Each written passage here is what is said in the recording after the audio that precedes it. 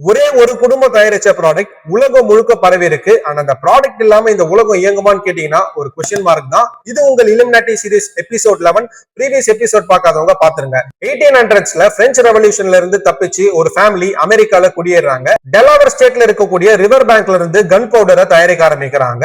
And world war 2 டைம்ல அமெரிக்காவுக்கு இவங்க ஃபேக்டரியில இருந்து தயாரிக்கப்பட்ட வெடிமருந்து கொடுத்து தான் ஹெல்ப் பண்ணிருக்காங்க. அண்ட் இதன் மூலியமா எக்கனாமிக்கலி ஒரு அசுர வளர்ச்சி அடைகிறாங்க.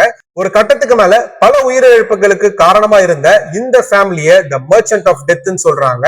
அண்ட் லேட்டர் ஆன் ஆபத்தான வெடிமருந்து தயாரிக்கிறதுல இருந்து நம்ம டே டு டே லைஃப்ல யூஸ் பண்ணக்கூடிய இந்த நைலான் பிளாஸ்டிக்கை உருவாக்குறாங்க. அண்ட் அந்த ஃபேமிலி பேர் தான் த டூபாயிண்ட் ஃபேமிலி. இவங்க தயாரிச்ச இந்த ப்ராடக்ட் மூலியமா உலகம் முழுக்க பரவி எல்லாரோட வீட்லயும் ஒரு மெம்பரா இவங்களுமே வாழ்ந்துட்டு இருக்காங்க. அண்ட் இன்னைக்கு இவங்களோட வம்சாவளியை சேர்ந்தவங்க 1000க்கும் மேற்பட்டோர் இருக்காங்க. அண்ட் அவங்களோட டோட்டல் நெட்வொர்க் $16 பில்லியன் சொல்லப்படுது. இந்த நைலான் பிளாஸ்டிக் இருக்கிற வரைக்கும் இவங்க ஏதோ ஒரு ரூபத்துல இந்த உலகத்தை ஆண்டுட்டு இருக்காங்கன்னு பலரால நம்பப்படுது.